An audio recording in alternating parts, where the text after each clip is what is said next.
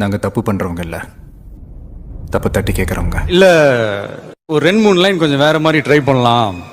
தப்பு நடக்கக்கூடாதுன்னெலாம் அடிக்கலை, தப்பு நடக்கணும், ஆனால் அதை நாங்கள் மட்டும்தான் பண்ணோம்.